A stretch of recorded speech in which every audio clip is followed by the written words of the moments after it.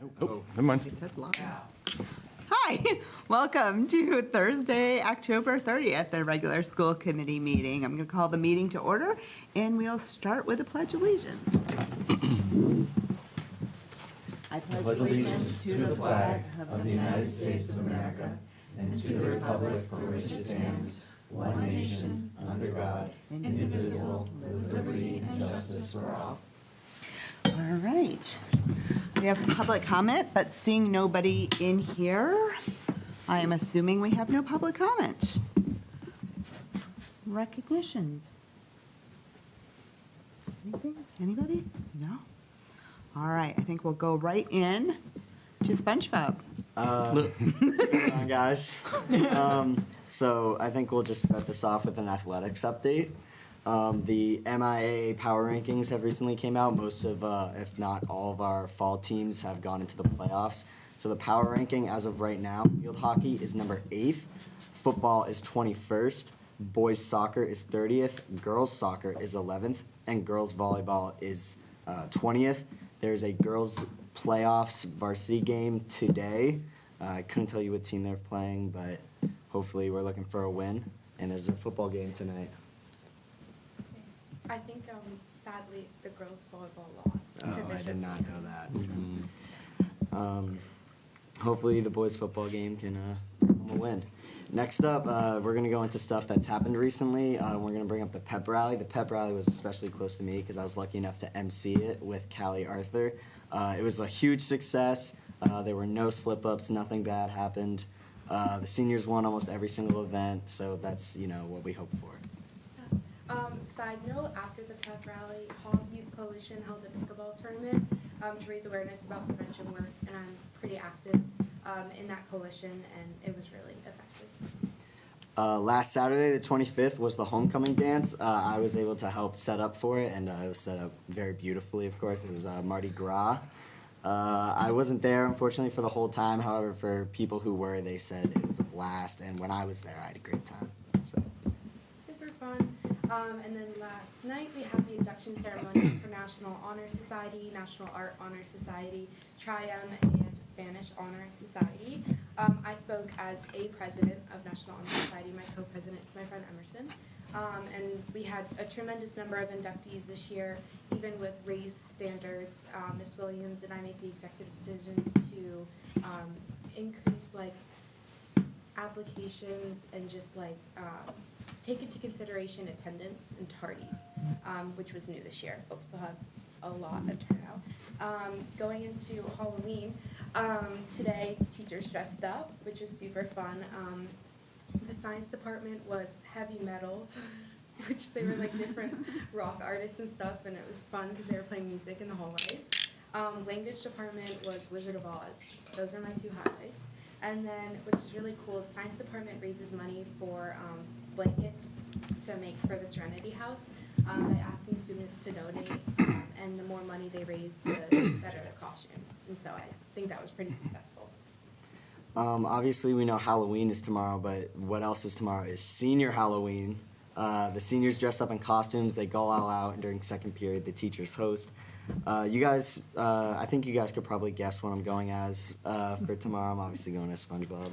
Yeah, and then I'm a Pillsbury Doughboy, and my friends and I just finished baking over 100 cookies to pass out tomorrow. Mm-hmm. There's also a Halloween breakfast. Yeah. That's gonna be really good. You might see me chefing up though. I see the spatula.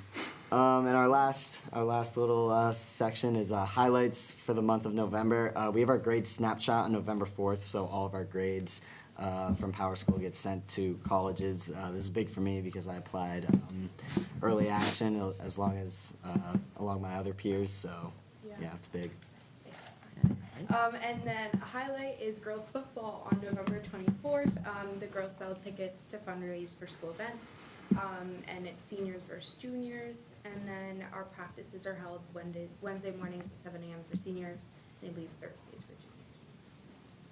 That's all. That's all we have. Thank you very much. We appreciate it. Thank you. All right, going into our superintendent's All report. right. Well, good evening, everyone. I noticed that you left out the tug of war, that maybe the juniors beat the seniors. There wasn't a Of problem note. with that. Okay. See, I feel juniors or senior girls during. Okay, let's see if we can do it. All right, well, this is the superintendent's report for Thursday, October 30th. We'll start with some highlights from across the district.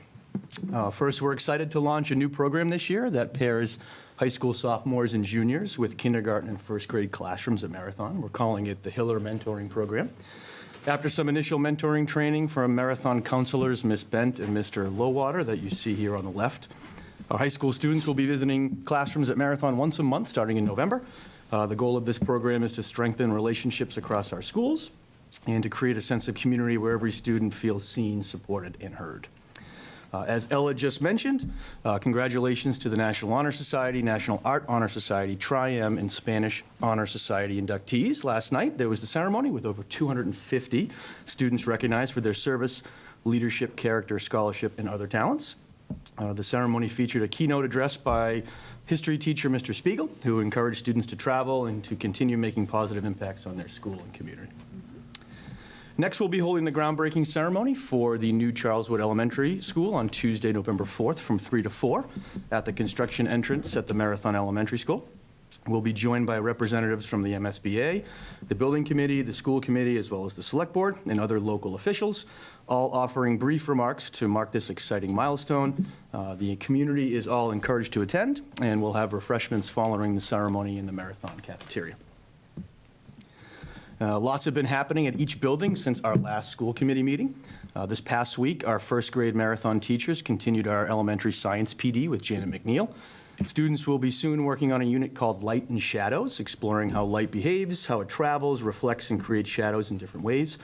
This work is part of our Curious Science program, an open source science and engineering program that developed locally here in Greater Boston. The pictured here on the slide is our first grade staff collaborating, and I was able to observe it, and it was really fun to see the energy and the excitement in the room as teachers strengthen their science instruction for our students. It's been a busy and exciting stretch at Elmwood. Last week, the school held its first all-school assembly of the year, centered around school spirit and what it means to be part of the Elmwood community. Also pictured are several second graders engaged in some STEAM activities last week during STEAM Week. As you can see, students were using blocks to design and build a nest for Swoops, the mascot at Elmwood. And second grade teacher, Mrs. Rosendale, dressed the part as the engineer and builder, so she was a good sport. It's also been an eventful few weeks at Hopkins. Last week, fifth grade students and staff took part in the Nature's Classroom outdoor learning experience. Even in some rainy conditions, the spirit stayed high and the experience was a success. The school also administered the Holistic Student Assessment, or the HSA, to their students. It's one of our SEL tools that helps better understand and support students' social emotional needs and wellness. And this week, Hopkins is also celebrating a Spirit Week with Mismatched Sock Day, Jersey Day, and Homeroom Theme Day tomorrow, which is always a day that brings out the energy and excitement and creativity. So I know people are excited at Hopkins. It's been a great stretch at the middle school as well. Last week, the middle school held its second annual Fall Fest for the 7th grade.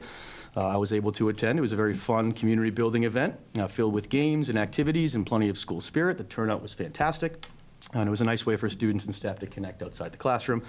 And just this afternoon, the middle school hosted its first ever unified bocce jamboree, welcoming teams from surrounding communities for a day of inclusion, teamwork, and celebration. And at the high school, building on Ella and Ryan's report, students also participated in the Holistic Student Assessment as well as the Metro West Adolescent Health Survey, both important SEL tools that we use across the district. A special shout out to wellness teacher Miss Millette and her RAD students who enjoyed an exciting class trip to Boundless Adventures, making memories while building teamwork and confidence outside of the classroom. And pictured on the right from our Spirit Week was Twin Day. Our SML for World Language, Miss Bell, and our SML for English, Mr. Collins, got into the spirit. Our 18 to 22 program is also having an amazing year. Students continue building job and life skills, working in the district libraries, helping in the different kitchens around the district, preparing and cooking meals, as you see on the right-hand side, and taking weekly grocery trips. On Friday, our students and staff connect with neighboring districts for social and community activities, such as touring the Southborough DPW, which is that picture in the middle. They also have a weekly dance and movement class at the HCA, which our students really enjoy. It's a picture of one of our students, Michael, and Mr. Shea on the left. We also have partnerships with the Metro West TAP, which is the Transition to Adulthood program, and Work Opportunities Unlimited. Both provide our students with pre-employment and transition support, while some students are gaining college experience at the Massachusetts Inclusive Post-Secondary Education Program at Framingham State. Overall, the program continues to thrive, giving students meaningful ways to learn, to connect, and prepare for life after high school. And so shout out to Ms. Hibbert and her staff for all their efforts leading the 18 to 22 program. Just a quick update on my listening tour since the last time we met. I've had the pleasure of meeting with the HPTO, CPAC, and ESOL families, as well as the middle school and Hopkins staff. And most recently, about an hour ago, I had an all-parent Zoom call before tonight's meeting. And again, the plan remains to compile all these perspectives and share a full summary with all of you in the community sometime in March. Next, the FY27 budget is underway. We've started meeting individually with departments and buildings, Ms. Rothermick and Mr. Lebrod and I, to review priorities and needs. The town has given us guidance for a level service budget, so we're being mindful of this as we prepare our presentations. At the same time, we want to make sure our staff and students have the resources and materials they need to do their best work. At our next school committee meeting, we'll begin our budget presentations with the Special Education Department, Central Office, Curriculum, and Buildings and Grounds, followed by building principals and technology in early December, and I believe our joint meeting with the Select Board will occur right before the winter break. Overall, our focus is on the thoughtful process that balances a fiscal responsibility that we have, while also supporting learners across our district. And finally, I want to end on a high note with a staff shout-out. I'm thrilled to share that Miss Carla Crucifulli, the subject matter leader for math at the high school, has been recognized by students for her powerful impact she's had on their learning and growth. Each year, juniors that attend the Massachusetts Academy of Mathematics and Science reflect on teachers who shaped them before arriving at the academy. And the educators they choose are invited to a special teacher luncheon to be personally thanked by the students and staff. Ms. Crucifulli's selection is a testament not only to her teaching expertise, but also to the confidence, curiosity, and love of learning she inspires in her students. She'll be honored at the luncheon on November 19th in Worcester, so congratulations again to Ms. Crucifulli, well deserved. And that is the superintendent's report for October 30th. Great, thank you very much.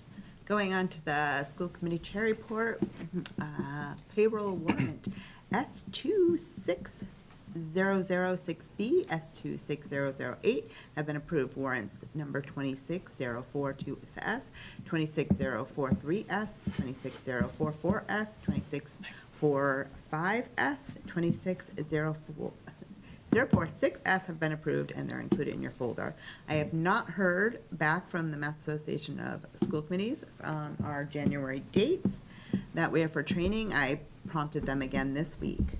I also did want to mention a proactive that on December 4th is when we're going to have our discussion on the school calendar, and we will vote that night on the school calendar. So for people who are watching and want to be in attendance or have been submitting comments, we thank you very much. We appreciate and read every single comment, although we have not been responding. As we have said, we are listening at this point. But please do continue to email us if you have opinions. On to liaison reports.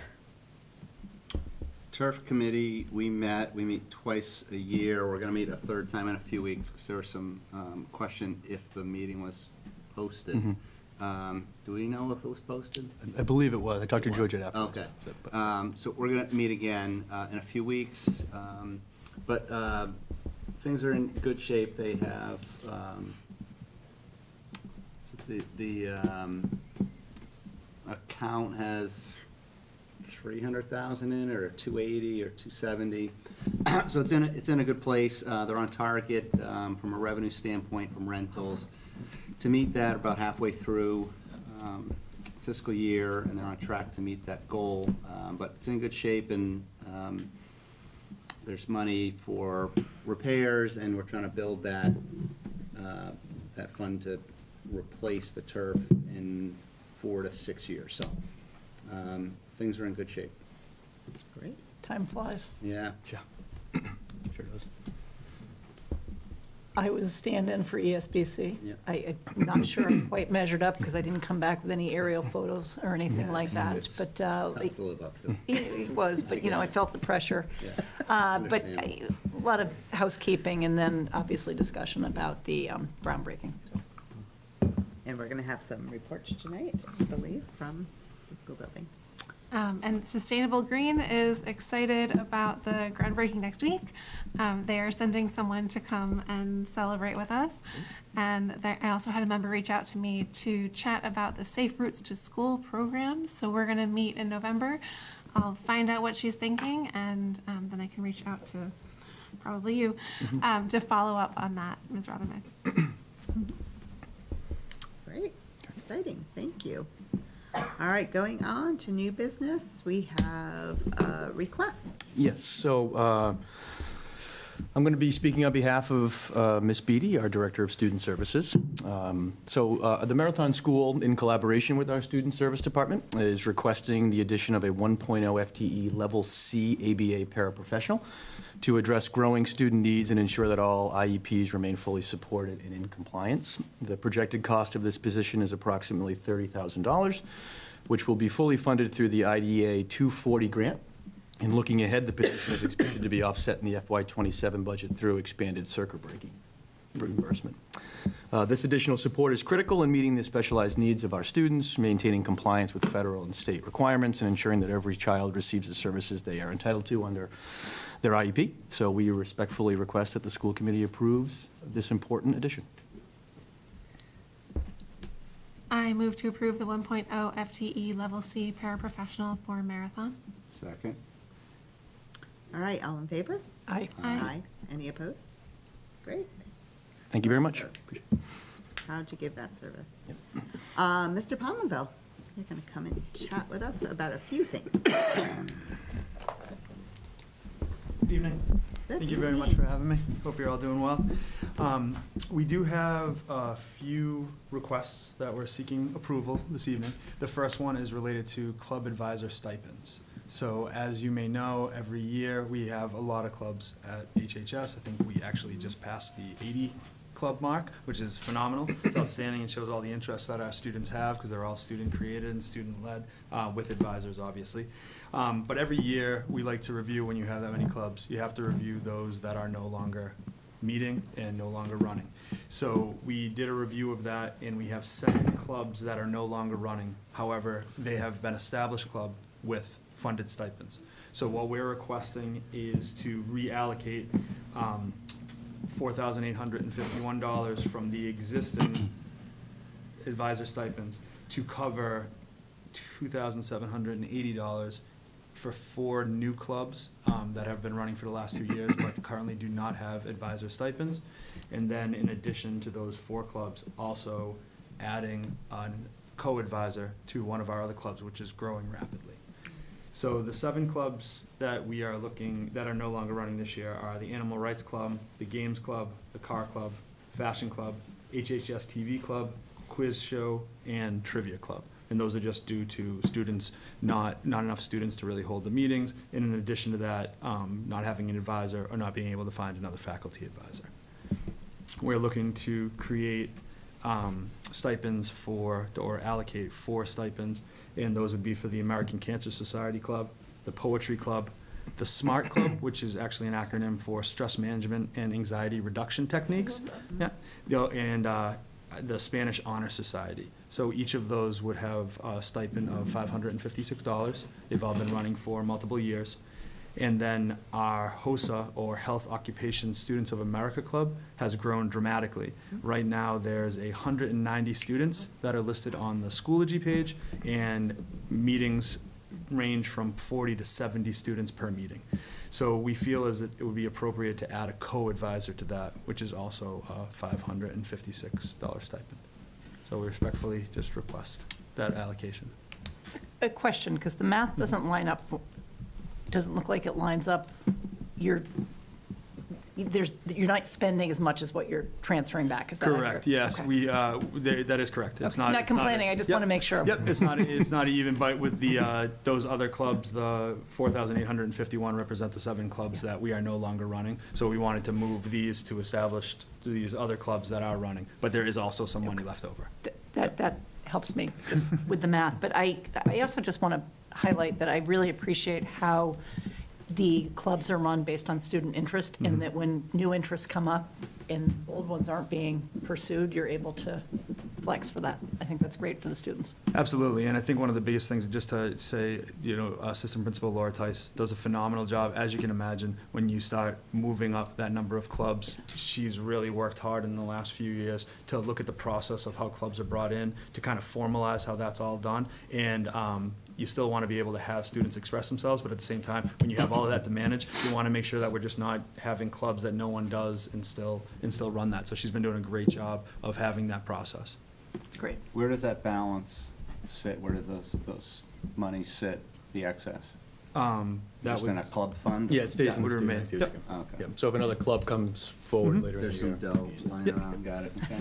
and there's, we have definitely, like I said, Ms. Tice has been doing a lot with that. So there are times in which clubs are able to be added, beginning of the year, end of the year, stuff like that. So it's nice to know if we have that. We don't generally, as you may know, fund clubs until they've run for a couple of years and have the necessary enrollment. Make a motion, I move to approve the proposed stipend changes. Second. Great, all in favor? Aye. Any opposed? Wonderful. Thank you very much. Thank you. So now I have another request. So this request is pertaining to the creation of a new sub-account. So what we are requesting is to create an account for National Honor Society and National Arts Honor Society so that they can use it to collect funds and dues. The way that it's currently set up, we've been collecting dues because the National Art Education Association requires dues to be collected for the National Art Honor Society. And in addition to that, we do fundraising for NHS, NAHS, the Music Honor Society, which is Triumph, and the Spanish Honor Society. So what we've done previously is that's just been in general fundraising, and we think that it would be appropriate, knowing that annually it's about $500 that they do for fundraising to cover the costs for the induction ceremony, flowers, all of the things that go along with that. We think it would be appropriate to have an account, a sub-account that's just created specifically for that. It's just easy for organizational purposes to have it dedicated instead of having it in general fundraising. Kids in all those clubs or societies have annual dues? Is that what Correct. How much are the dues? I paid $10 for NAHS, and then NHS I didn't have a due this year. Got it. I believe the only one that is required is the NAHS. Yeah. Okay. Yeah, and that's from the National Art Education Association, the larger body. Got it. Mhm. And I'm assuming, even though it is a low amount, the dues, that for families for whom that would be a hardship, that there's a way that that's Absolutely. covered. Okay. Yep, we would be able to work with those families. I move to approve the creation of a new sub-account for the National Honor Society, NHS, and National Arts Honor Society, NAHS. Second? Great, all in favor? Aye. Any opposed? Wonderful. Excellent, thank you very much. Thanks for coming out in the weather.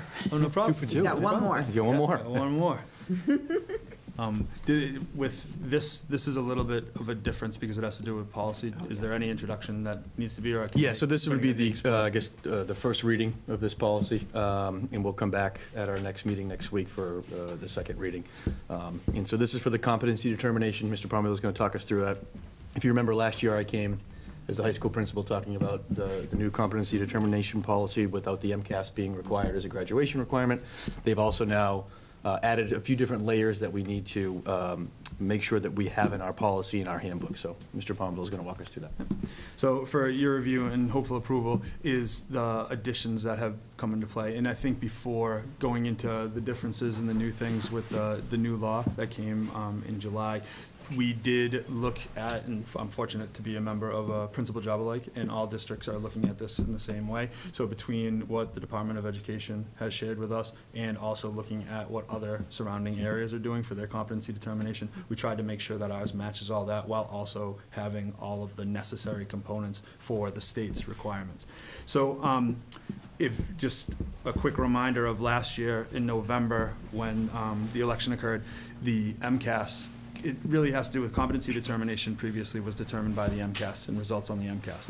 When that was no longer used, the state initially had a creation of a competency determination, which they reviewed over the course of last year, and then during the summer shared additional expectations, a little more clarity.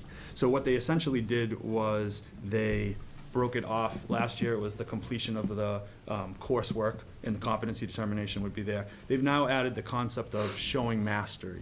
So there's two different components. So in order to be successful and to say that you've demonstrated competency, you have to complete all of the required coursework, and you have to show mastery. So the completion of coursework goes with our graduation requirements. There's been no changes there. Those haven't changed at all. So you'll see on the policy, those are listed as they were, 113 credits with X amount of credits in the necessary disciplines. On the second page of the policy is where the changes start coming in. The first one would be the completion of U.S. history, a U.S. history course with a passing grade. That's been added to the expectation for coursework requirements. So that American history course, previously it was for English, passing 9th and 10th grade English. For math, it was the completion of Algebra 1 or Algebra 2 and geometry. And for science, it was the successful completion of a course in biology, chemistry, or physics. In addition, for the class of 2027, they're also adding a class, United States history. Our students at Hopkinton High School take U.S. history, so that will be a coursework. They're already completing that, but so there won't be a big change there, but we have to have it stated within the policy. The next portion that is new has to do with the idea of satisfactory completion in mastery. So mastery basically means the students have to pass the courses with whatever your grades are. Ours is a 60 plus. And then showing mastery, they can demonstrate that either through a final assessment, a portfolio review, or a benchmark assessment. So we did state that is new. We stated that in the policy and the correction. So students would pass the class, and then in addition, they'd have to pass the assessment, the final exam for that class. If they did not do that, then it would be, look at portfolio or something like that. There are some classes that did that before, because if you remember correctly, if you did not pass the MCAS, there was a portfolio component there. Or a benchmark assessment, which would be something that we create. It's not something the state gives us, it would be something that we would create in-house. Those would be the different options. We have to have all the options, even if we don't end up using those options. Final assessments are generally the one we'd probably be using. So a question, if, students do still take the MCAS in 10th grade, could that be successful, meets expectations on the MCAS, could that be the assessment, the mastery portion? That's something we could definitely talk about. I think the state really wants to utilize that in very rare cases. Okay. In the spirit of the vote that occurred in November, I think that is something that can be used in very rare cases, but because it's no longer required, I think there is a little bit. No, I'm just yeah. talking as one of the options. You're Yep. giving a few different options if the students couldn't do the other options, but like, Yep. hey. And that is the requirement, is to have those different options. So we took that right from the law. So I get a 62 in the class, but Correct. then I get a 50 in the final exam. Then I'd have to have the portfolio or something beyond that to show mastery. Correct. So even if a student fails the final exam, I'm sorry, passes the class, gets a Yep. 6-year higher, and Correct. gets a 6-year higher on the final exam, that means they're through. They would be fine. Yep. Okay, and then if they don't do one of those two, then it's a benchmark assessment identified by the department. Correct. So that could be something like a placement test of sorts. That could be something that, a different type of exam that takes into consideration the areas of mastery that were on the final exam. In addition to that, if there are any students that don't meet the requirement, then we will continue to look at future coursework. So say in 10th grade, for example, if you pass the biology class but did not pass that final, if you take chemistry the next year, that is something that works towards coursework for competency determination. So we could look at that as well. So if you did pass your chemistry class and pass the exam, then you could still demonstrate mastery. Does the new system make it easier kids to pass, or was the MCAS easier? That's an interesting question. So I think one of the things with this is it does provide a greater chance for inclusivity, because there are students, because of the high-stake nature of the MCAS test, there are some students that might not be great individual test takers. This provides more opportunity, because over the course of the semester, over the course of the actual coursework, students have a lot more opportunity for support, for assistance, and there's other factors that go into it. So I would say the quick answer would be, it does provide more opportunity for students to be successful. Our MCAS results have always been very, very strong. Right. But our coursework results are also very, very strong. So I think our teachers do a great job of supporting students through that. So our students, is a very small percentage of students that did not pass the MCAS, but I think that coursework provides more opportunity for different ways to demonstrate that. So for kids, for example, who might have needed to take the MCAS alt because they couldn't test with the regular MCAS, this provides an avenue for them to pursue a diploma where they wouldn't have been able to before. There would be an opportunity, absolutely. And in addition to that, just students in general who might not have scored very high or might have been in that needs improvement or in the previous iterations of the test in the warning category, if they pass the class and pass the exam. It's not that one test. It's not that high stakes testing environment. In addition, the new competency determination regulations do ask to spell out how are you supporting students with disabilities, how are you supporting English language learners, late enrolling students, and students who left school before 2025 without meeting the competency requirements. We had already talked about all of those things, but this just requires us to call those out specifically. That's why you'll see those headings. The expectations do not change. The way to demonstrate competency and also mastery still are the same as they were, and as they are for all students. But it does provide a little bit of flexibility when it comes to students that are English learners, because you have to kind of look at what they're capable of based upon their level of English acquisition. It does call out in the requirement for an appeals process, and that appeals process is outlined there. We would review it, look at their transcript, look at their portfolios, and we would be able to make that determination. Those are all the changes from the old policy to the new policy.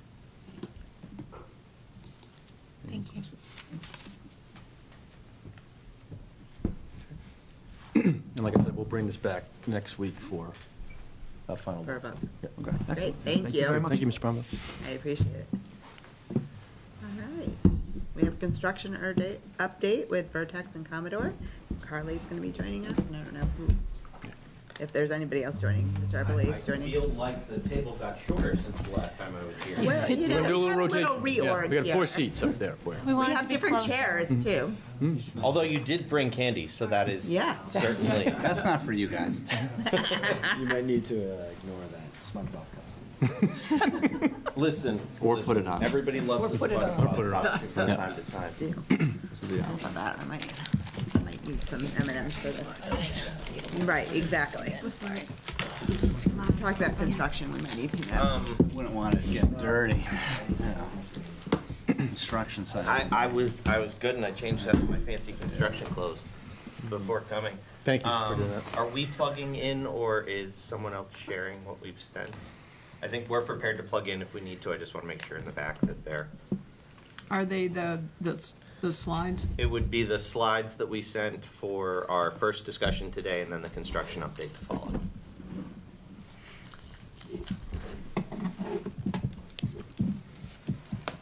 Is it what's in Is it the- Yeah, I went to the second one.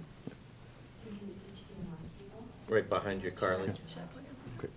Thank you. That'll be We'll better, pause so for I'm technical. not choosing the wrong slide deck on you there, Carly. Well, let's see. Let's hope I got the right one.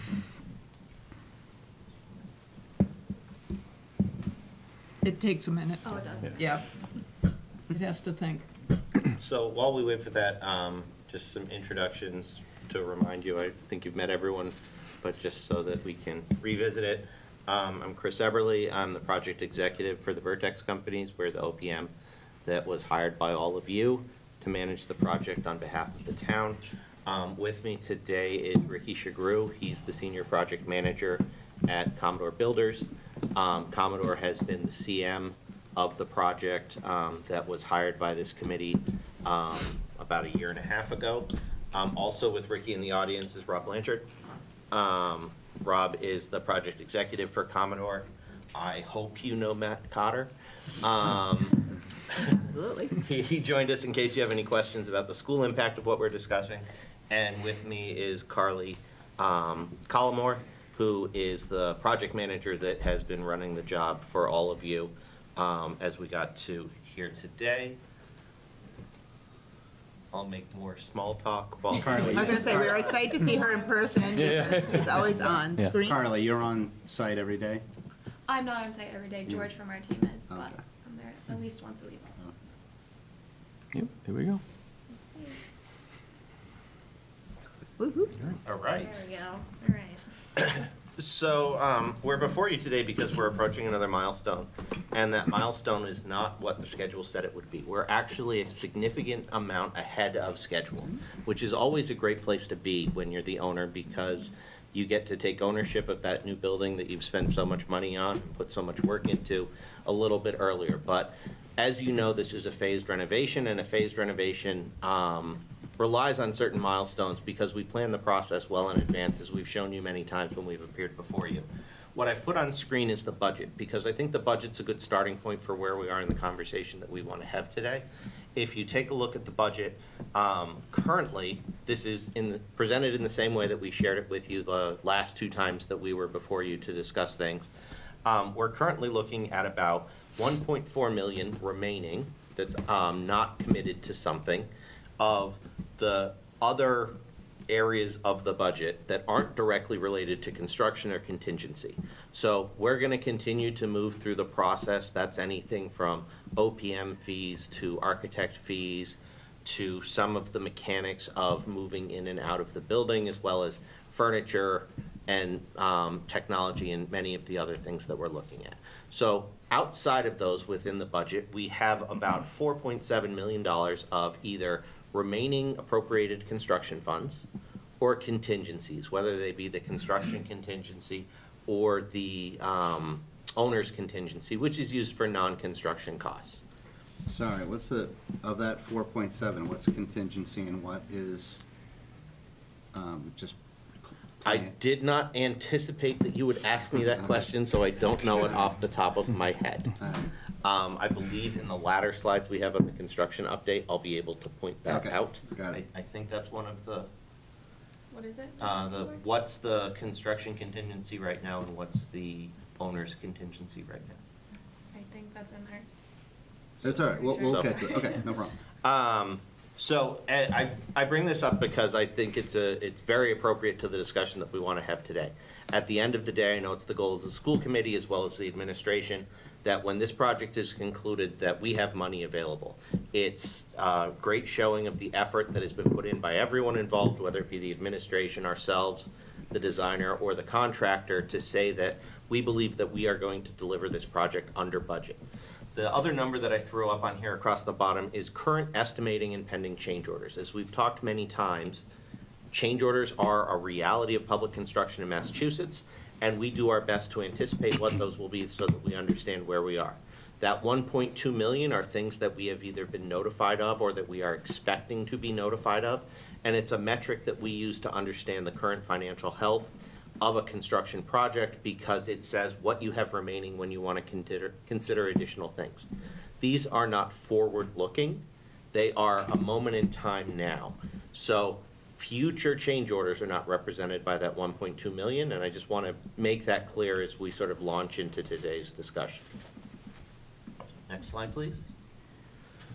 So the reason we're here today is because Commodore has put a lot of effort into making sure that they can finish this as efficiently as possible, and we find ourselves finishing ahead of time.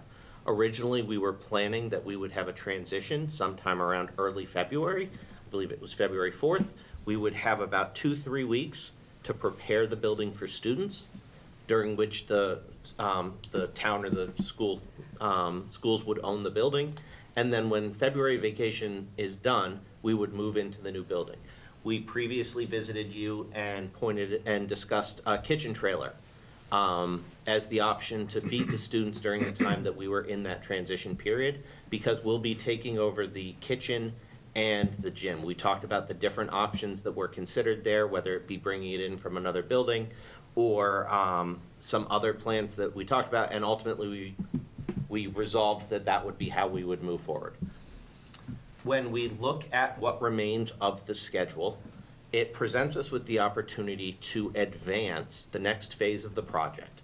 And what that means is that while the building will be as presently, if the building is completed now, it'll be ready for you to take over, but contractually, you weren't going to take it until February. So you do have the option to say, hey, we'd prefer to just wait, but that has certain challenges that we'll talk through today. The option that has been presented to us with all the hard work that Commodore has done is that we would take ownership of the building now, and we would give Commodore access to the existing portions of the building so that they could begin that work a little bit earlier. Now, there's some benefits that come with that. The first benefit is that we have the opportunity, because it's a longer duration, to actually schedule some of the most disruptive activities that are associated with that construction within the building during the school year outside of school hours. So we're exploring that opportunity as part of what we're talking about today. We think that's a great benefit to Matt and alleviates a lot of his concerns that he's had for his student body, because previously we were building next to, and so you could hear it through the windows, you could smell it through the windows, but when you're jackhammering a slab, you feel it. It translates through the entire building. So while we do our best to mitigate those types of things as we move through the project, it's not always enough, and it can be disruptive to students, especially some of your more sensitive learners. The other option that it gives us is it creates time. Construction is based on cost and time. Those are the metrics that we use to understand it. And so when you think about how construction works in terms of creating opportunities, you can create opportunities by making things cheaper, or you can create opportunities by having additional time. By extending the period of time that we would be doing that work, it creates a couple of things. The shifted schedule, it also creates the opportunity that you are able to add additional scope if necessary.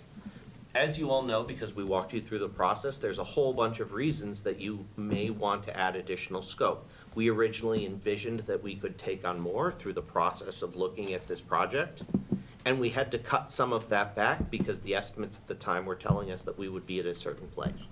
It's common in CM at risk that at the end of the job, there's monies remaining within the committed construction values that you've already been given.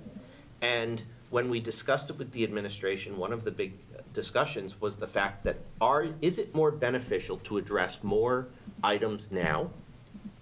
Or is it more beneficial to return money to the citizens of Hopkinton and address some of those items as well so that they don't have to come back for funding in the future?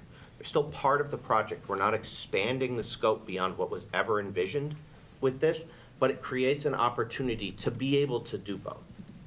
Now, that does come with some challenges. And the biggest challenge that we've identified is the fact that it extends the duration that we will need to utilize the kitchen trailer. So instead of feeding the students via that trailer from February until June, you'll now be feeding those students for the extra 6 weeks prior to school vacation week in February and also through January. So we wanted to make sure that as we're presenting this idea, we're presenting both sides. Can I ask a question? Sure.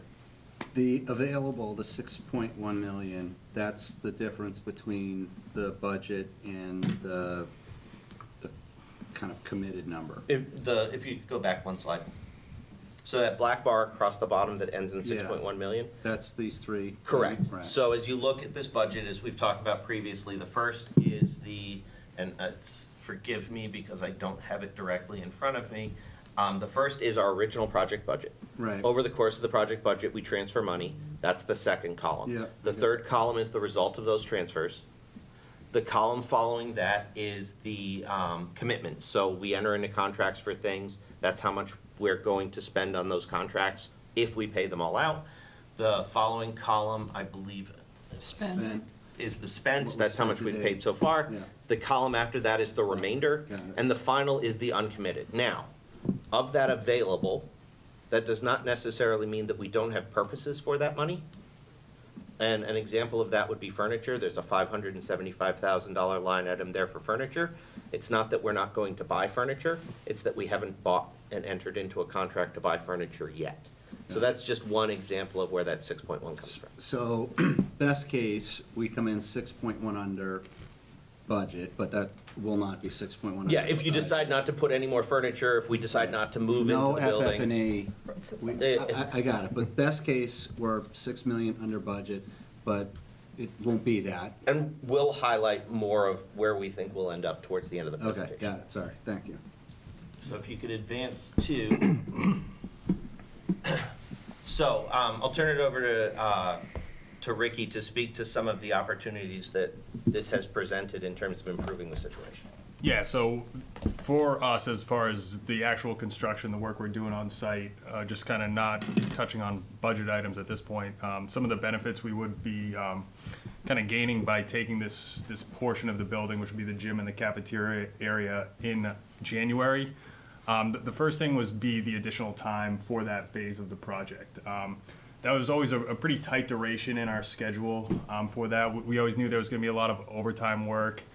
And so by doing this, there'll be less time spent on overtime throughout the course of that, and it'll allow us to keep all the same crews we have on site. So it'll be the same people working there. We won't have to demobilize for a period of time, which allows us to keep the same crews, the people that are familiar with the school, the people that have been coming to the school for the last 2 years, because once you send those guys away for a couple weeks, it's not a guarantee that the same crews are coming back. So that's also a huge benefit. We get the people that are familiar with this school, familiar with the existing building, all that kind of stuff. And then I think the most critical to definitely Matt and his staff is the ability to shift some of that really disruptive work, some of the things that Chris had mentioned. That there's a lot of the concrete slab that we have to remove for this phase, which it's an invasive work. It can be dusty, it can be loud. But by giving us this extra 6 weeks, we don't really have a compressed schedule, something that if we move in February, we may have had to do that this Monday, but if we have that amount of flexibility, we can maybe shift that to a Saturday or shift that to an evening, to times that the students are in school, to kind of avoid those types of disruptions. And I think that's kind of one of the biggest things that will definitely allow the school less disruptions by doing this. Now, when we began this conversation, initially, we looked at this, and while there are benefits to this, we knew it needed to make sense for the town at the end of the day. It couldn't be 2 extra months of disruption to the students and paying extra money for the kitchen trailer and not having some benefit that comes the way of the town. And so Vertex and Commodore had some really open and frank discussions about how can we best maximize this value for the town. We, as part of our general process, track value engineering items. Those are the items where we can't quite hit the budget with them in there, so we pull them away at various stages of the process over the course of it. We also have had discussions with the schools over time.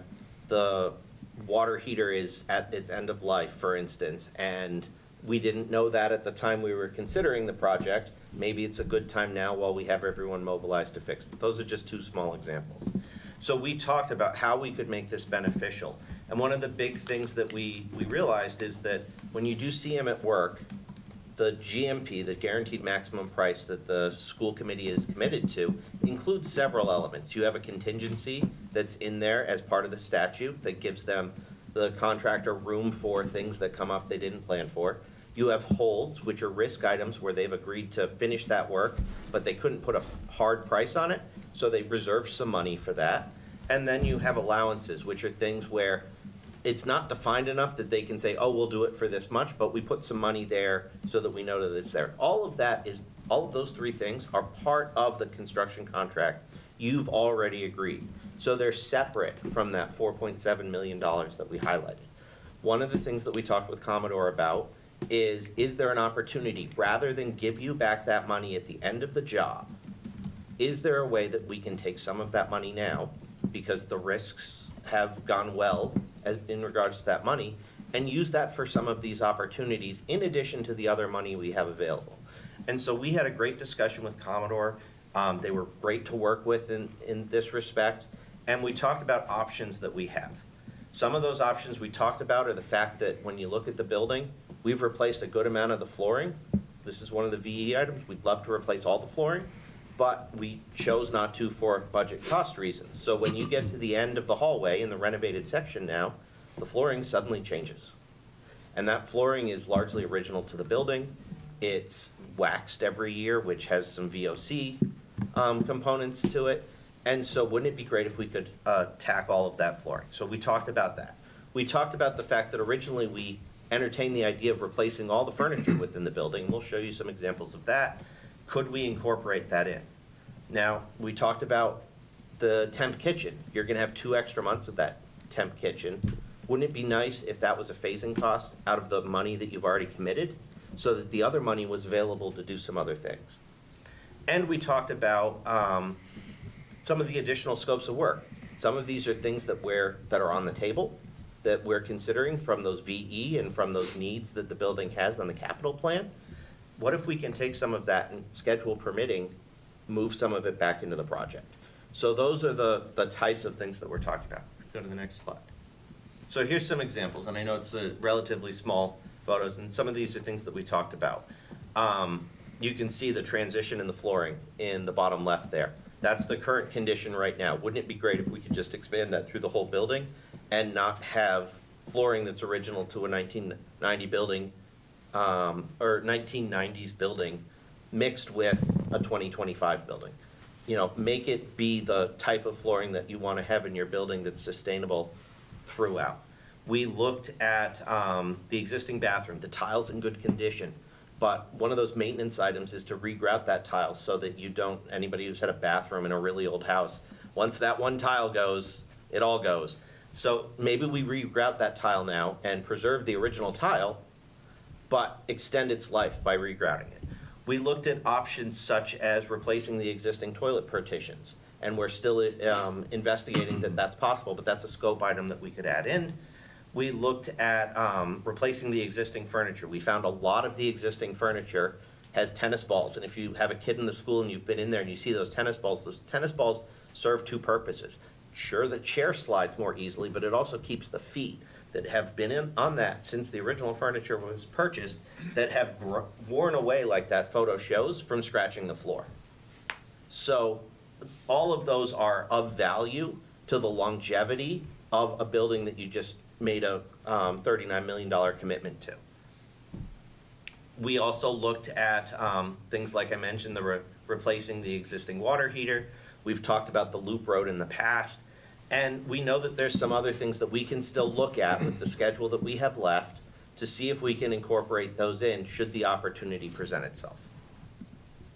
So as we had this discussion, next slide please.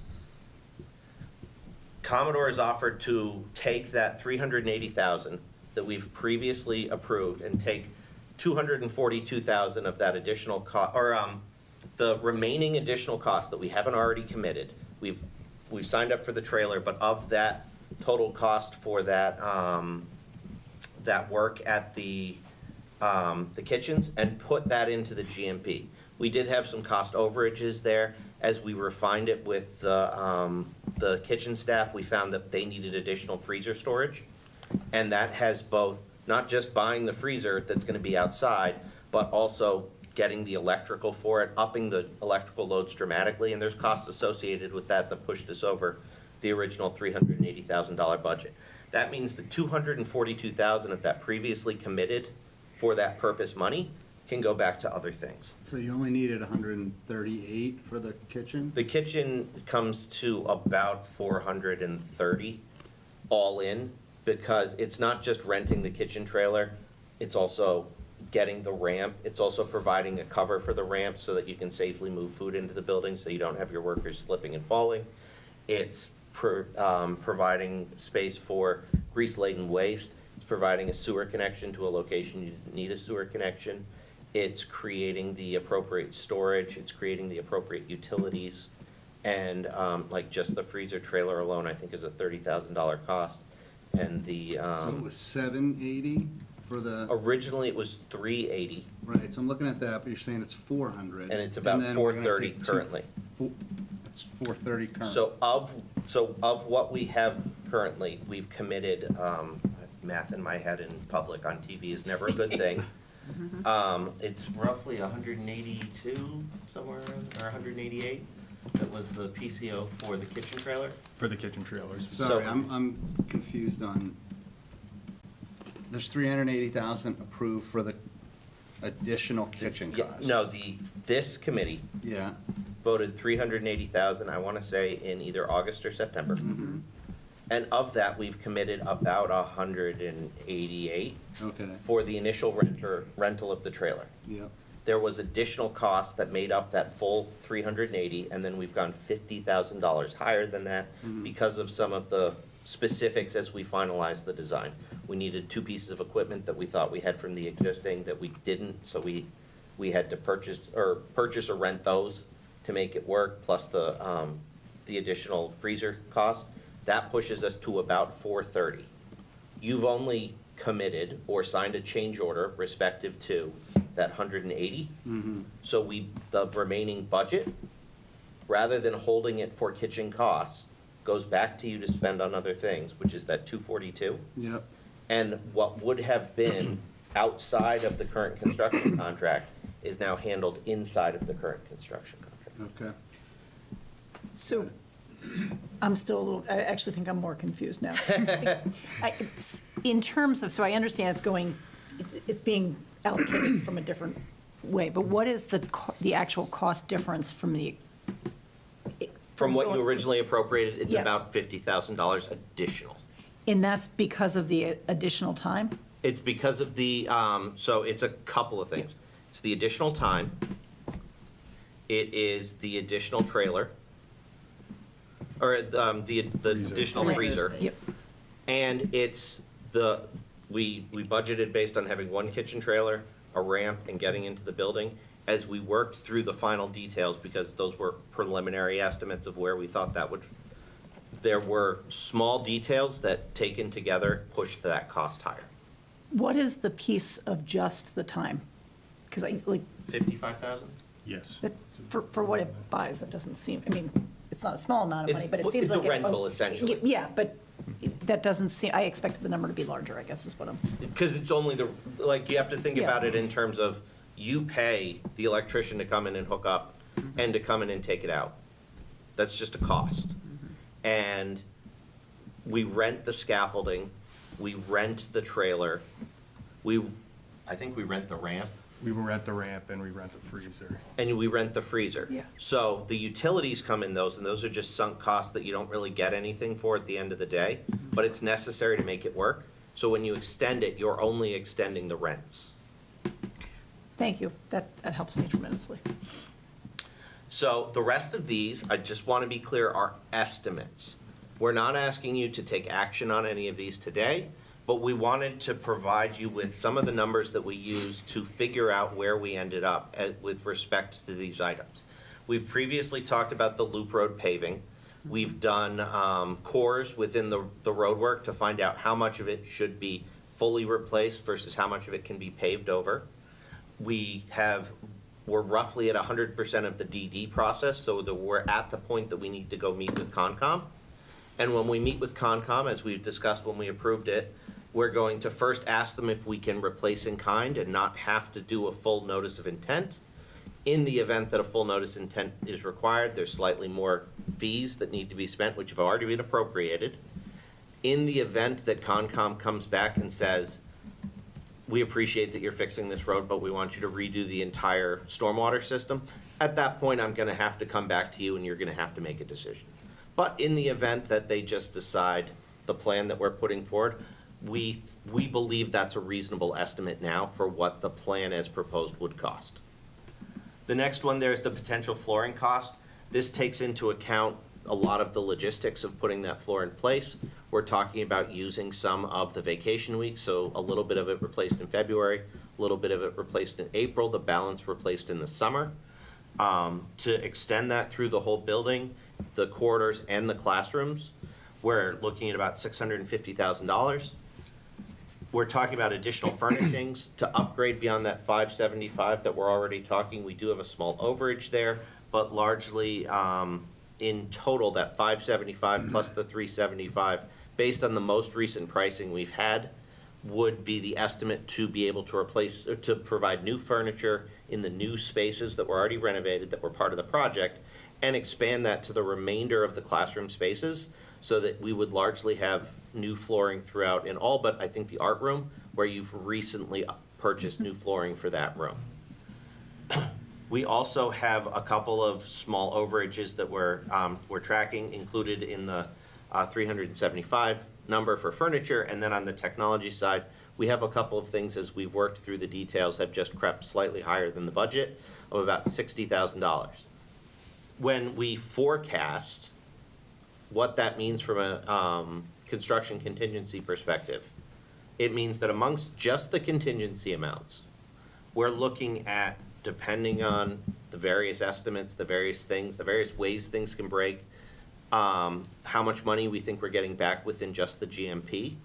We think that even with accepting the estimated values of these additional work, we would still be returning to the town from just those elements, the $360 to up to $1 million at the end of the job, that would be unspent, unbonded. For those out there who want to know what that means to their taxes, it means your taxes never had to go any higher because the money was never bonded or committed and never needs to be paid back. So it presents what we really see as a win-win for everyone involved. Commodore is able to have the continuity that they need associated with the project. Commodore is able to have more time to complete their work, so they're less reliant on overtime. We're able to really give it the attention it needs to make sure that we're minimizing the disruptions to the students. And the capital plan, that these are expenses that aren't going away. All these things eventually need to happen. Those things can be lumped in with this project while we're mobilized, so they come off your latter capital spending plan, so that they never have to go before town meeting and raise your taxes in the future. And, you know, this really seems like an opportunity where Commodore has been very gracious and very forthcoming in our discussions with them about those values in the GMP. They don't have to do that, they're choosing to do that. We've come up with a plan that we think is realistic, that works for everyone. And we are identifying scopes of work that, while we're not asking you to commit to them today, we're gonna bring them back to you as we refine the numbers for those, so that you can make those decisions at the time that is appropriate for those decisions in the future. Do you mind, can I jump in for a second? So at this point, we're at the question point, Okay. so go ahead. Sorry. Can you go back to the first slide? So the 1.4, the bottom, that's spent for specific use, right? That is reserved for a specific use. But it's So- allocated for something. It's allocated to a budget category, but it's not necessarily all spent. Some of it is soft cost contingencies that's within the designer's contract.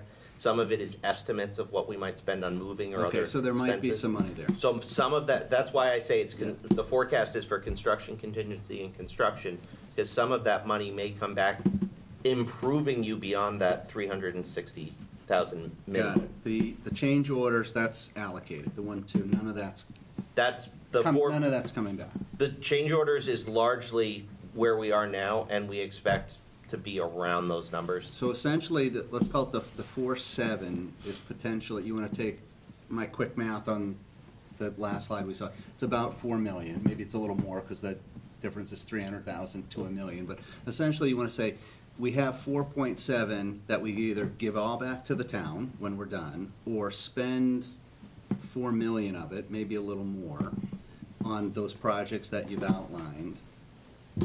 But if we do that, what's the timeline on making those decisions? And that's something between now and the end of the project and finishing, other change orders, or, I don't know, bad news comes up and Correct. we need some of that contingency. Yeah, and I'm happy to speak to that, Yeah. because that was part of the planning. I didn't want to get too granular. Yeah. And we can certainly have a very long discussion. We did share that math with the school administration in discussing this plan. So we use a couple of techniques at this point in the project to understand where that stuff's gonna fall. Originally, when we set a construction contingency, when there's existing construction involved, we tend to set that contingency slightly higher. I believe we started at, if I remember back 2 years ago when we set this budget, about 7%. We've already gone through one summer. We've seen what change orders look like from that first summer. We're going into another summer. We know that that's gonna be higher than average. We also know the history of what we've spent in terms of change orders to date. What we'll typically do is, just as a good practice, is we'll look at if 7% was enough when it's the whole building. We finished some of the biggest issues. Underground site work, unforeseens come up a lot when you do that. The first renovation, when you open up a wall, sometimes things happen. And so we're using in the calculation to yield the numbers we presented today, 6% of the remaining left to spend in the construction contract. So when we get a requisition, which you approve in your warrants, it tells you this is how much you've spent so far, this is how much is due this month, and at the bottom line, it says this is how much is left to spend. We take where we're at with that left to spend, and we multiply times a percentage to make a forward-looking estimate about where we are. That works out to about $1 million. So within the calculation to present that information, we're assuming you could have up to $1 million of change orders through the rest of the job. Got it. Okay. Thanks. So if there aren't any other. Sorry, one last thing. Yeah. Will those requests you come to us with, will it be a bundle and say, hey, we want to do these 6, or hey, we want to do this one, or we want to do these 2? I think it will be timing dependent. So, like, for instance, we have to clear Concom before I can come back to you with the loop road. Right. We're pretty close on, I think, the flooring. Flooring, yeah. We still have to estimate the partitions. We have a placeholder, but we need to validate that placeholder. We still need to, it was easier when I had the list in front of me. The grout for the tile. No, that's fine. I get it. So it may come as. So we're gonna try and loop as one-offs much or- as yeah, them yeah. because I love you guys, but I like my evenings too. Yeah. So I don't wanna be at every school committee meeting from now till the end of the year. Got it. So the real question for us is gonna be, do we want to spend the 4 million on all this stuff now, or save it Take our and chances. give it back? So the real question for you tonight is the motion that we have on the final slide. So realistically, you don't have to make a decision about moving this. We don't need to come to you for a vote to move the schedule. Within what you've authorized, we could just do it. But we're talking about the impact to the education of the students of Hopkinton. We thought it made sense to come before you tonight to talk about this. When I look at the discussions we've had with Commodore, they're open to releasing up to, I think, how much was it of your conservative estimate for where you are with holds, allowances, and contingency? To cover I think it was around 600,000. We're looking at Commodore being willing to say, okay, we have these placeholders for up to 600,000. We're willing to have a negotiation with you about releasing some of that. We're looking at the ability to move it to second shift. We're looking at the ability to add this extra work we're talking about. All of those things are dependent on one thing, and that's that we agree that we're gonna move it up. We're gonna extend that final phase. We're gonna take the building in December, and we're going to launch in a process that we've already preparatorily started of figuring out what moves out of the spaces that we're gonna construct and into the new building when we take ownership of it. So we've already started some of those meetings in anticipation that this will be supported. It's gonna be accomplishable, but a challenge with Matt and his team. We started that with some very long meetings yesterday. Yes. Where we talked through some of the details of that. And so what we're asking you to do today is to support the idea of moving that schedule forward to create these other opportunities to add scope, and also to understand that you're agreeing that we're going to put that kitchen costs in the contingency, which is already authorized by this committee to be spent. And we thought it made sense to bring that question to you today. Whether we spend the remaining money is a question for the future. Got it. But today, we want to confirm that this is the plan we're going to use. We're going to actively jump into preparing for it. We're going to do all the things that we did in the summer to pack up the folks that are moving, to purge out stuff that we don't need to bring, and to prepare to educate students in the new building as basically on the day everybody gets back from school vacation, which, if I remember correctly, is somewhere around January 5th. Matt, I'm curious. Yeah, that's what I was gonna say. We made you come out tonight. We'd Yeah. like to hear from you. Yeah, I think at first, I wasn't thrilled at having construction come in earlier.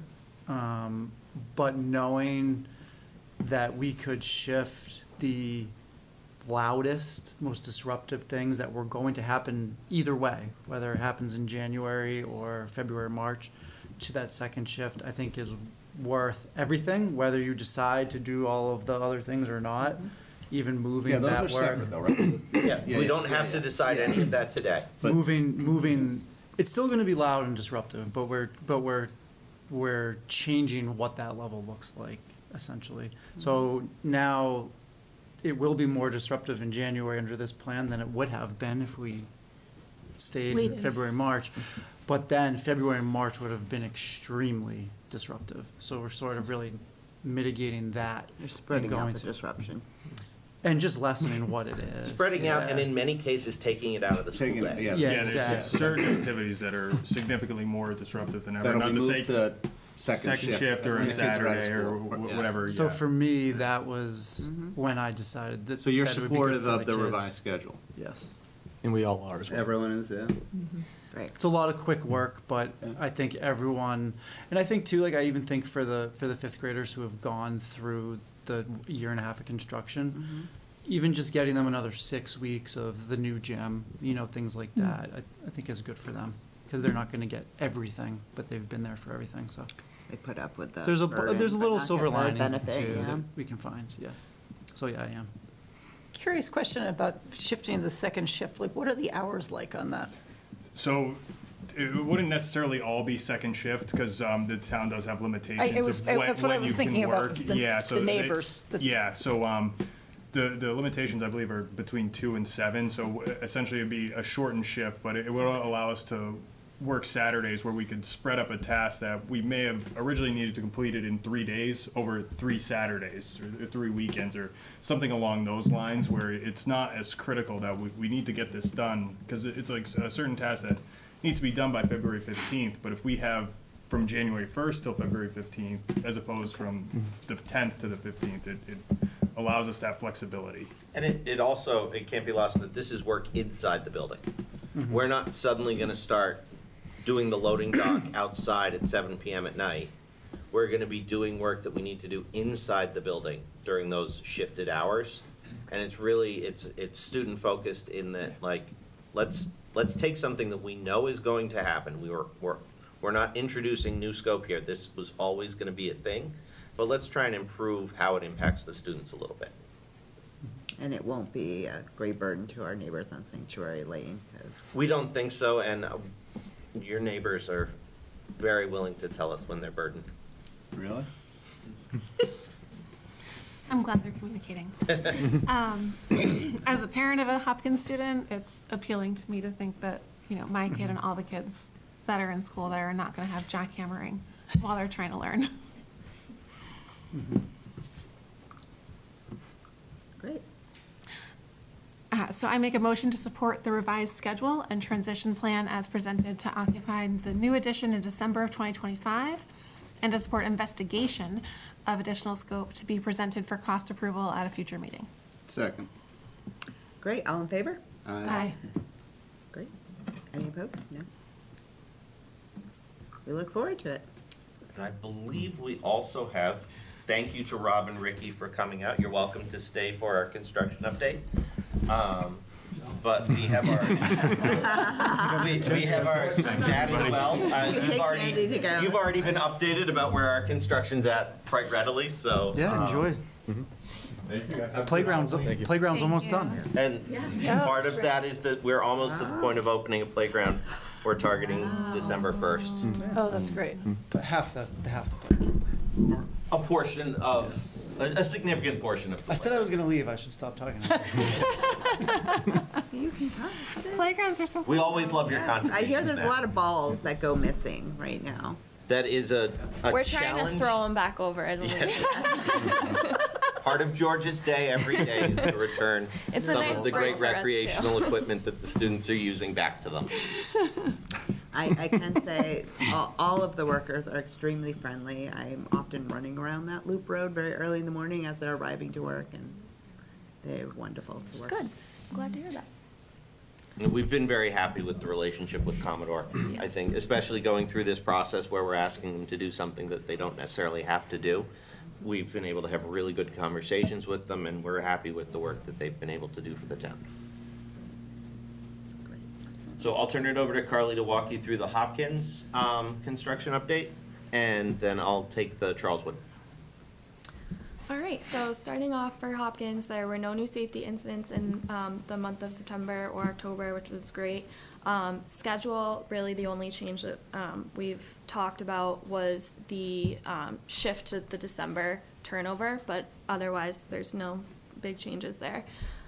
Budget, we continue to be on budget there, no quality issues. And then the latest update for FF&E and security and AV tech items, all of the town vendors are lined up for the first week of December to facilitate that early turnover. And we're getting closer to starting to finalize the furniture package. So issues, so schedule, we continue to put this in here, just. And schedule update is prior to what you just voted. I just want to be clear about that. Yeah, exactly. So this is a little bit of a placeholder that's been there about the impacts of the weather days that we had in the MCAS days, but that is all going to be gone with this turnover, so forget about that. One other issue that's new for this month, but is pretty much resolved at this point. We had a slight issue with condensation on the new geothermal lines that are mainly running through the new addition, but also into the existing building as well. There was some condensation as a result of seasonal temperature fluctuation. So it stained some of the ceiling tiles that were in place already. We've been working closely with Commodore and the design team, and we kind of figured out what the issue was there. It's really just because we're phasing the construction, so it's hard to get everything on track at the same time. But that is pretty much resolved at this point, and they're actively going through replacing tiles, so it should be cleared up, but I just wanted to make note of it for this month. And then construction site overview, just to give you a larger picture of what we're working on. So mainly they are working through finishes in the new addition now, and then they're also doing some site work at the playground area. And I'll show you some pictures. This is definitely advanced a little more in the past few weeks than you'll see here, but they're actively working on placing concrete for the playground. You'll see the retaining wall on the right-hand side for the new basketball court that's going in. Some concrete seat walls and decorative boulders, which were actually repurposed from the Charleswood site and brought over recently. And probably on the right, probably the most beautiful grass I've ever seen on a construction project. I've really never seen it look like that, so it's a great sign. In the gym, they just recently this week started placing the finished flooring in there. This is a view of the subfloor, so there's lots of layers that go in there, but that's advanced past this. And then on the right, the next few images are just, tile installation at the new stairwell, casework, countertops, all the finishes in the classrooms, nearing completion, plumbing fixtures in the bathrooms, the new lockers are in place in the hallways. And then as far as work for the next month, a lot of our focus is finalizing the turnover plan that we discussed earlier for the new addition and reconfiguring spaces in the existing building to facilitate that renovation work. Completing finishes throughout the new addition, completing the wood flooring install in the gym, placing binder for the temporary kitchen to be delivered, and then they're actually supposed to be installing playground equipment starting next week. So we some great changes outside there. Change order update. So this is financials through the month of September. So there were 2 change orders that were approved, and while I wish they actually equaled $0, that was a typo. It really is $104,000. So I apologize that didn't carry over. And then budget update. There's no real changes here. We're still on track.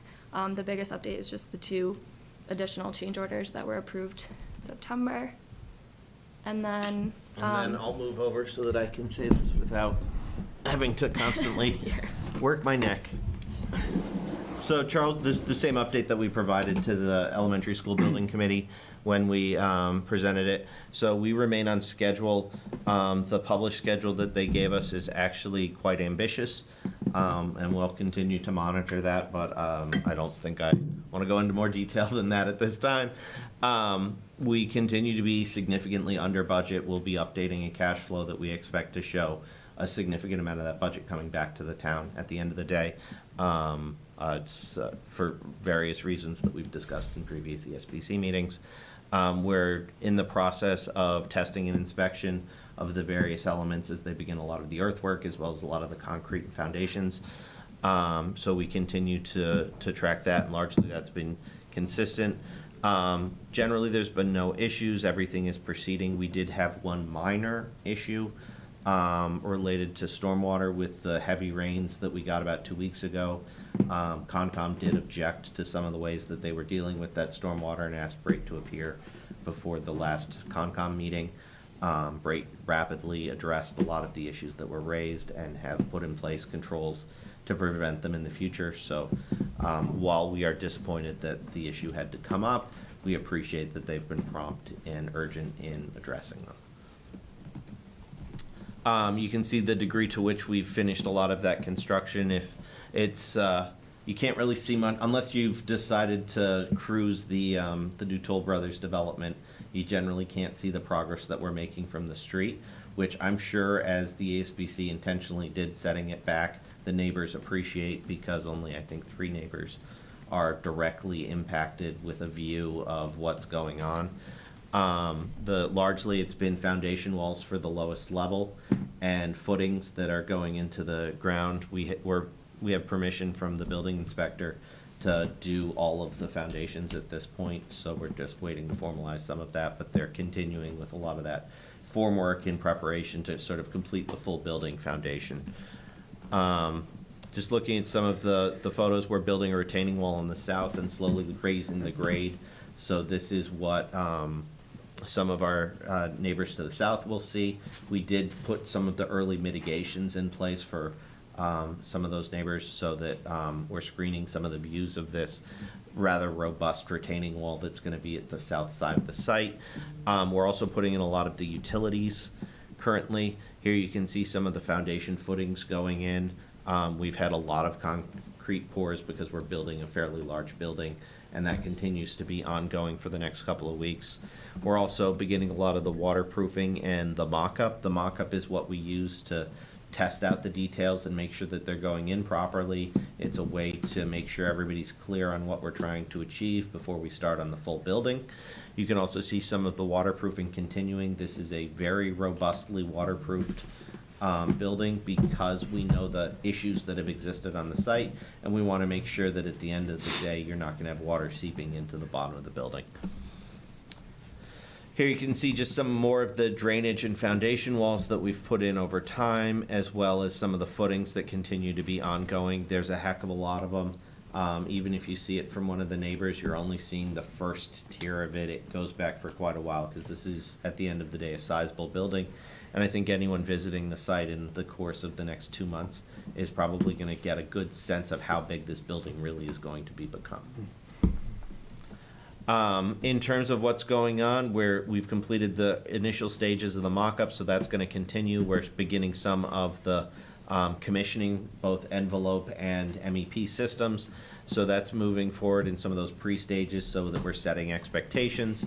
As we've shown you, there's a lot of foundation and underground that's going in terms of utilities, sanitary, stormwater, as well as the base of the building.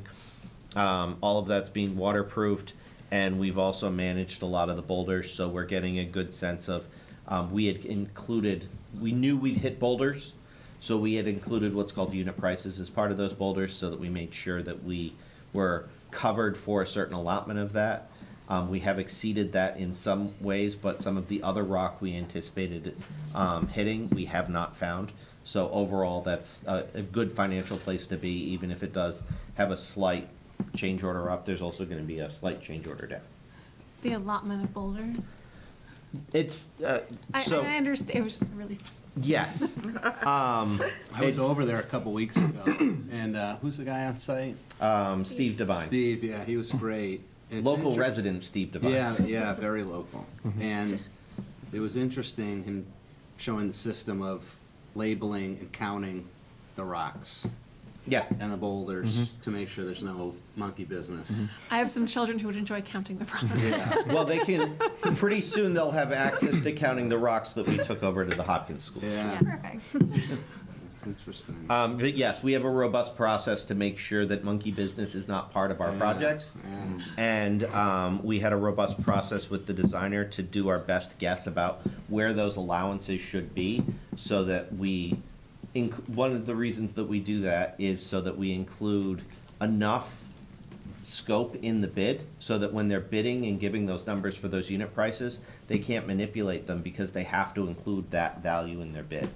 You don't always hit the number right, which is where you get those slight overages, but we at least have a fixed price for every boulder that we find, so that allows us to moderate some of the expense versus them coming to us and say, hey, we found all these boulders, we didn't expect this, please pay us additional. In terms of where we're getting, in the next couple of months, we're gonna do some of the geothermal wells. We're going to be beginning or furthering a lot of our mechanical, electrical, and plumbing coordination. We just had the commissioning meeting since this was issued.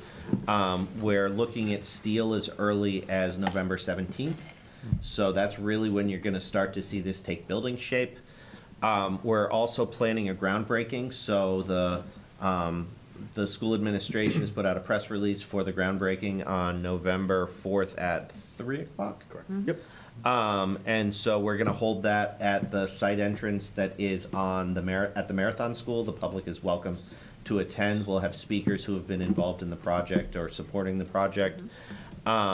We're also continuing to expand that foundation work, as I said, and sewer and utility work, and they are looking at doing some temporary binders so that having more of that pavement driving off the road, so that you're leaving the dirt sooner, so that by the time you get to the road, less of that silt's gonna carry into the street. I think anybody who uses Hayden Row as their way to work has seen that it's a little more dusty, even though we sweep it daily. It's a little more dusty when we have a rainstorm, and so that's one of the techniques that we're using to mitigate that. So not only do we have the rock to shake it off the tires, but the tires are going to travel on that asphalt that we put in to make sure that by the time they're turning onto the Hayden Row, as much of that has been mitigated as we possibly can. And beyond that, obviously erosion control and sediment basins are fresh in our mind. We've expanded a lot of those over the course of the recent rains that we've had. Largely, Brait's been lucky in that we had a very dry, extended period with the drought. And so with that sudden onslaught of water, we're finally seeing the site that we expected. So they're continuing to manage those and increase those as necessary to make sure that it's appropriate. Oh, there we go. As of this writing, we didn't have a change order, but we do have 3 small PCOs that were included in change order 1 that was discussed at the last meeting. Largely, we've done really well in terms of change orders. We haven't had a significant number of them thus far. The architect's fees at about 72% of what was budgeted. The OPM fees thus far, the biggest component of our OPM fee is having Steve Devine on site full-time on construction and having all the support that we put around him. And so that we tend to lag the architect for that reason, because we cost a lot more in construction than throughout design. And then finally, on the construction contract, they've billed about 7% of construction thus far. And with that, we just had a small note about the groundbreaking. As I mentioned, we shared this, and I know the school administration is taking the lead in setting that up. And with that, that concludes our presentation for this evening. Happy to take any questions you have about either project, and we'll certainly be back before you as we finalize any of those additional scopes with the school administration team. Great. Thank you very much. Thank you. Thank you. Thank you very much. Thank Great. you. Appreciate it. Excited for the groundbreaking next week. Yeah. Yeah. You guys don't have candy on your end. Start winging them down. Yeah. Looking at those 100 grand. Yeah, I mean, The Cadillac of candy. Yes. it's the number one, it's not even close. Right? You don't see them as often as. Yeah, we were talking about earlier. Right? Thank you for not suggesting I wear this button top. It's not too late. Tuesday at groundbreaking, we're expecting. Yes. Wait till you see what we got for you. Maybe Bob job. the Builder Thank you. would be more appropriate. Yeah. You're not blinking, I'm noticing. Great.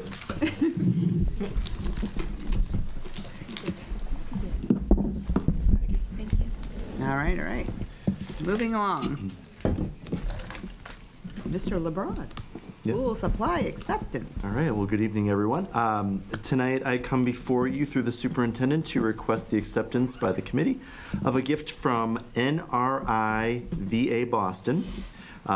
They made a generous donation, or let me be accurate, would like to make a generous donation to the Hopkinton Public Schools in the form of 50 backpacks containing various school supplies, with a total approximate value of $2,100. NRIVA Boston contacted my office earlier this fall, sharing their interest in providing support for our community and fostering a positive learning environment for students. They stated that they wish to make sure that all students are well prepared for their educational journey. I had the pleasure of meeting with representatives from the organization last week and expressed gratitude on behalf of the committee and on behalf of the school system for this generous donation. So tonight, I would be gracious if you would accept this generous contribution to our schools. Move to approve the donation of school supplies valued at $2,100. Second. All in favor? Aye. Aye. Great.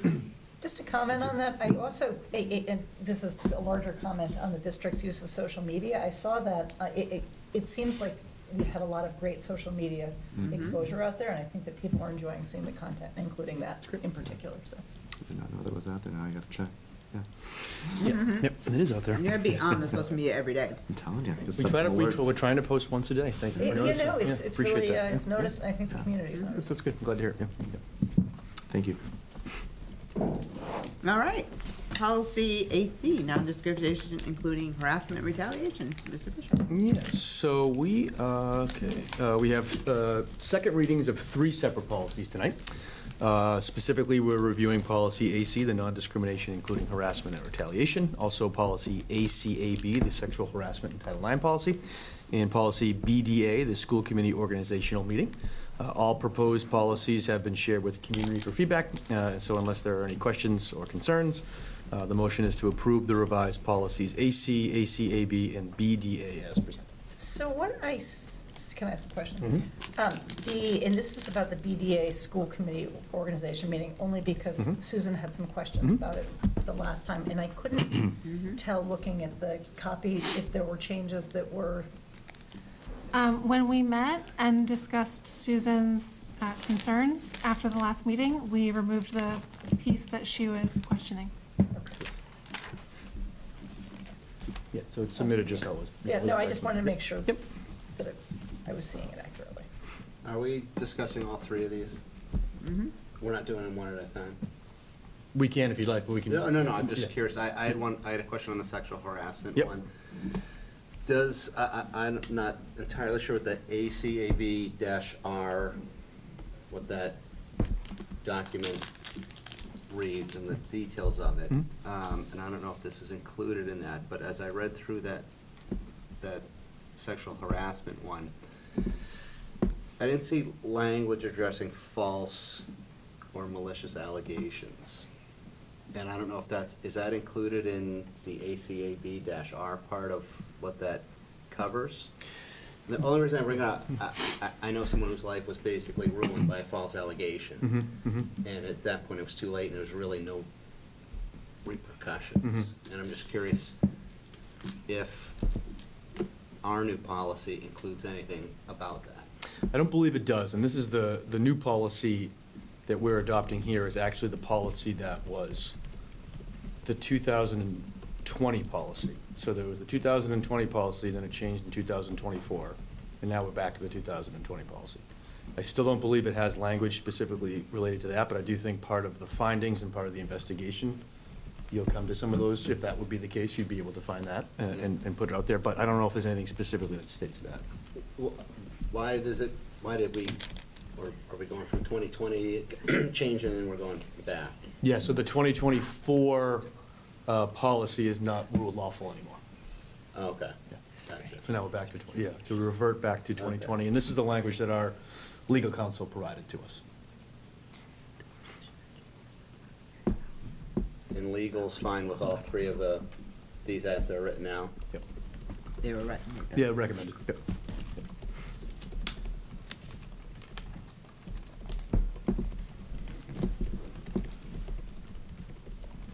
Well, I don't like that there's nothing in there about false accusations, but I don't know if legal has comment on that, or it's in there and I'm not sophisticated enough to read through that part and see that, or again, what the ACAB-R speaks to in that process. That's the grievance process, yep. Yeah. Yep. The other two I've read through and don't have any questions on. Okay. Would we like to go ahead and approve the other two then and see if we can get, Sure. Yep, I'd be happy to bring that policy. Yes. okay. Yep. Would you like to make a motion about that then? Make a motion to approve, well, back up. Policy AC non-discrimination, including harassment and retaliation, and, They have to be separate motions. Oh, okay. Is that- oh, I'm sorry, okay. So we'll do it, yeah. Uh, We'll just, okay. Motion to approve policy AC non-discrimination, including harassment and retaliation. Second. All in favor? Aye. Any opposed? Motion to approve the revised BDA school committee organization meeting as proposed. Second. All in favor? Aye. Any opposed? Okay. We'll bring back the other one and put it on the agenda for next week. Great. Yep. All right, items by consensus. Yep. I recommend that the school committee approve the items by consensus as listed in your packet. So moved. Second. All in favor? Aye. Any opposed? Anyone? I'd like to make a motion to adjourn the meeting. Second? All in favor? Aye. Any opposed? Wonderful, thank you. Thank you. 7 minutes. Enjoy senior Halloween. Thank you. Yes. I'll show you guys photos. Did you Oh, see yeah. that SpongeBob or you? I saw were you the here in SpongeBob. town?